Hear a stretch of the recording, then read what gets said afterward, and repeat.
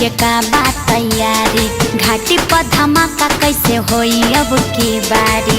ए जी बोली ना,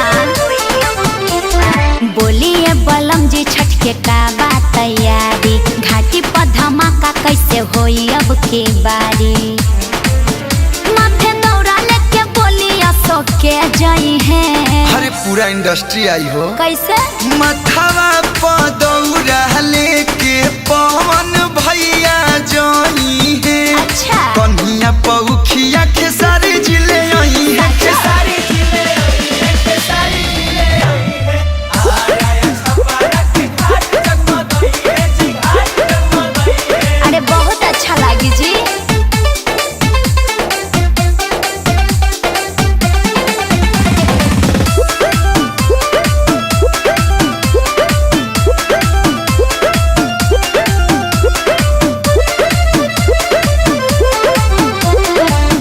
केलाई केरावा के घावत केलाई नसपतिया, केले आई डीजे झालर के सजाई घटिया। रवि किशन जी केरावा ले आई है, निरहू जी घटिया सजाई है। आई बताइए छठी माई के या रघिया के दिवाई है।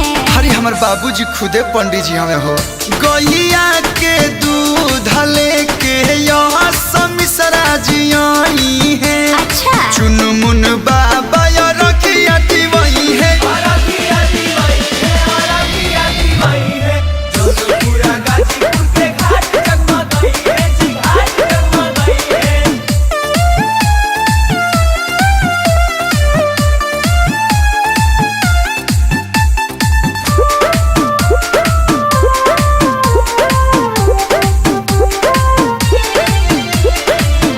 केलाई कलश पतियारी के कोसिया भरबाई हो, छठी माई के भाखल भारा बोली के उतरबाई हो। मनस्ती बारी जी कल सुपले आई है, अखिलेश जी कोसी भरवाई है।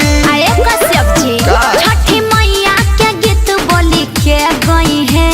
बगल में छोरा गाँव भटी ढोरा श्यामाया कहसियापन डीजे बजाई। हाँ तो होई गर्दनो कलुआ अंतराज गीतिया सुनाई। जिया एहे